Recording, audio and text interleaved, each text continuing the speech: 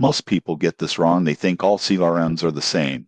But the surprising truth about Salesforce is that it's built specifically for small B2B businesses that want automation without complexity. Salesforce automatically collects contact details, emails, meetings, and social media interactions, so you don't have to enter data manually. This is a huge time saver. For example, when someone emails you, Salesforce can log it automatically and even update your contact's profile with relevant details like LinkedIn info or company updates. The interface is clean and intuitive. You can view your pipeline, track deals, and get reminders for follow-ups without feeling overwhelmed. Automation goes beyond data entry. You can create workflows for sending emails, scheduling tasks, and even tracking engagement, which helps sales teams stay on top of prospects.